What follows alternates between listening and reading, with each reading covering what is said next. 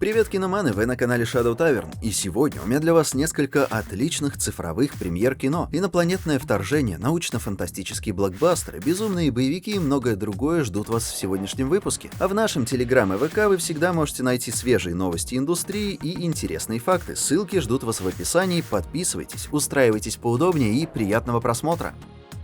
«Город астероидов» — новый фильм знаменитого режиссера Уэса Андерсона, известного своим причудливым и завораживающим стилем. Действие фильма разворачивается в 50-х годах в вымышленном американском городке в пустыне, где съезд юных звездочетов и кадетов нарушается вторжением инопланетян. Фильм повествует о приключениях разных персонажей, которые пытаются справиться с ситуацией. Мальчика, подружившегося с инопланетянином, местного шерифа, расследующего загадку, и знаменитой актрисы, влюбившейся в ученого. Фильм является визуальным пиршеством. Потрясающий дизайн, операторская работа и костюмы создают ретро-футуристическую эстетику. В нем также задействован звездный актерский состав: Том Хэнкс, Скарлетт Йоханссон, Уильям Дефо, Тильда Свинтон и многие-многие другие. Картина полна фирменного юмора, остроумия и обаяния, а также неожиданных эмоциональных моментов. Стоит отметить, что в фильме также присутствуют некоторые повествовательные решения, которые отличаются от предыдущих работ и могут оттолкнуть некоторых поклонников Андерсона. Возможно, это не самый лучший и не самый доступный фильм режиссера, но его стоит посмотреть за его оригинальность и развлекательную ценность. Если вы являетесь поклонником стиля Уэса Андерсона или научно-фантастической комедии, то этот фильм вам понравится.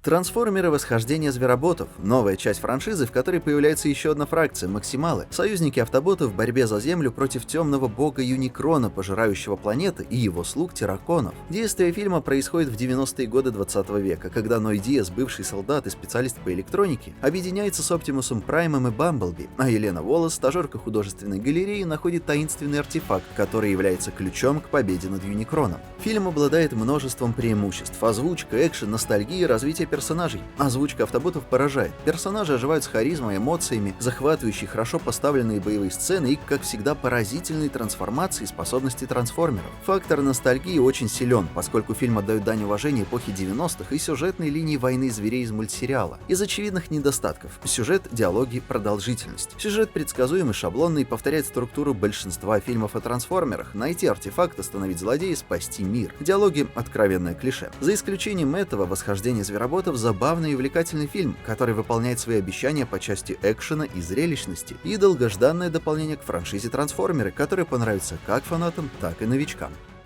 «Стражи Галактики 3. Эмоциональное приключение», в центре которого на этот раз оказывается милый енот. Ракету преследует его прошлое, ведь за ним охотится его создатель, высший эволюционер, и его золотой приспешник Адам Уорлок. Остальные стражи под руководством Питера Квилла, который все еще оплакивает потерю Гаморы, должны отправиться на опасное задание, чтобы спасти жизнь ракеты и помешать зловещим планам эволюционера. Фильм представляет собой идеальный баланс юмора, экшена и драмы. В нем много классических рок-композиций и потрясающих визуальных эффектов, которые не дадут вам скучать. Персонажи хорошо проработаны и отлично взаимодействуют друг с другом, особенно Ракета и Лайла — очаровательная выдра с металлическими руками. Фильм затрагивает такие действительно мрачные темы, как евгеника и вивисекция. Щедро показана жестокость, с которой люди могут относиться к другим видам существ. «Стражи 3» не только замечательны сами по себе, но и важны для MCU. В фильме появляются новые персонажи и концепции, которые могут оказать большое влияние на будущее франшизы. Предыстория Ракеты раскрывает все ужасы генной инженерии и испытаний на животных, темы, которые перекликаются с реальным миром. Фильм также в значительной степени опирается на эмоциональную привязанность зрителей к персонажам. Он обеспечивает захватывающее путешествие и заканчивается сладкой грустью прощания со знакомыми нам стражами.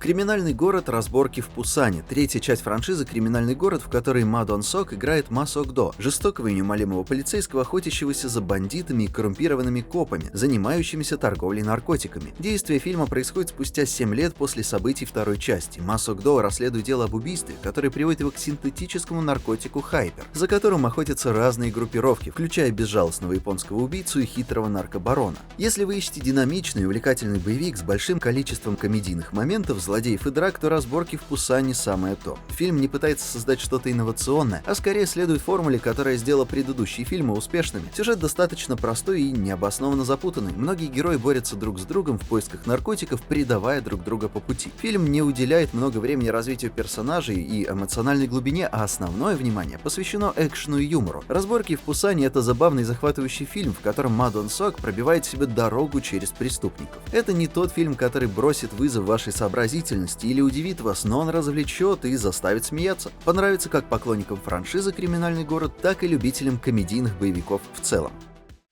Нимона – увлекательное и захватывающее анимационное приключение, в котором уникальным и красочным образом сочетаются элементы средневекового фэнтези и научной фантастики. Фильм, основанный на одноименном графическом романе, рассказывает о необычном союзе Баллистера Смелого Сердца, опального рыцаря, ставшего лидером повстанцев, и Нимоны, подростка-оборотня, которая намерена стать его помощницей. Вместе они противостоят коррумпированному обществу элитных рыцарей, которое возглавляется бывшим другом и соперником Баллистера Амброзиусом. Фильм наполнен юмором, экшеном и сердцем, в нем затрагиваются темы дружбы, свободы личности и морали. Анимация потрясающая и выразительная, передающая разные формы и характеры Нимоны, а также радующая эпическими битвами и магическими эффектами. Великолепный актерский состав. Хлоя Грейс Морец озвучивает энергичную и непредсказуемую Нимону. Риз Ахмед — задумчивого и благородного Баллистера, а Юджин Ли Янг — обаятельного и конфликтного Амброзиуса Голденлойна. Музыка Кристофа Бека запоминается и соответствует тону фильма. Нимона действительно новый в плане предлагаемых сюжетов и крайне увлекательный анимационный фильм, который понравится как детям, так и взрослым. Его обязательно стоит посмотреть всем, кто любит анимацию, фэнтези и фантастику. «Банды Парижа» — французский драматический боевик. Рассказывает о молодой женщине, которая внедряется в преступный клан, убивший ее брата. Ее план — устранять каждого из них по очереди, пока она не окажется слишком близко к их лидеру. Фильм создает захватывающую атмосферу благодаря впечатляющим декорациям, костюмам и кинематографии. Кроме того, в нем присутствуют захватывающие экшн-сцены и трюки, качественный саундтрек. Фильм говорит со зрителями о мести, верности, самобытности и любви, раскрывает социальную и политическую напряженность того времени. Также предлагает сложное и тонкое изображение реально существовавшей банды изгоев и бунтарей, бросивших вызов властям и буржуазии. «Банды Парижа» — это визуально очень интересный фильм, который понравится любителям боевиков, драмы и истории. Его стоит посмотреть за оригинальное и захватывающее построение мира, за талантливый актерский состав и за захватывающие боевые эпизоды. Но не стоит ожидать слишком многого от сюжета и персонажей. «Девушка по фамилии Старлинг» — драма о взрослении, в которой следуется столкновение веры и желаний в христианской фундаменталистской общине. Фильм рассказывает о 17-летней Джем Старлинг, которая разрывается между своей преданностью Богу и влечением к Оуэну, своему харизматичному юному пастору. Джем также борется со своими семейными проблемами, церковными устоями и страстью к танцам. Фильм написан и поставлен Лорел Пармет, которую на него вдохновило исследование фундаменталистских общин в Оклахоме и собственный подростковый опыт. Пармет замечательно передает всю сложность и тонкость ситуации Джем, не осуждая ни ее, ни кого-либо еще. Она также передает красоту и особую атмосферу сельской местности Кентукки с помощью кинематографии Брайана Ланнина и партитуры Лорда Хурона. Впечатляет и актерский состав, особенно Лиза Скэнлон в роли Джем, которая потрясающе играет, балансируя между невинностью и зрелостью, уязвимостью и силой. Фильм не уклоняется от сложных и неоднозначных тем, таких как сексуальное насилие, членовредительство и лицемерие. Он также не предлагает легких ответов или решений ни для Джем, ни для зрителей. Вместо этого кино настраивает нас на сопереживание путешествию Джем по пути самопознания и обретения силы, а также дает повод задуматься о собственных убеждениях и желаниях. И это все на сегодня. Спасибо за просмотр. Не стесняйтесь делиться этим видео с друзьями, подписываться на канал и нажимать на кнопки под плеером. И до встречи в следующем выпуске. Пока!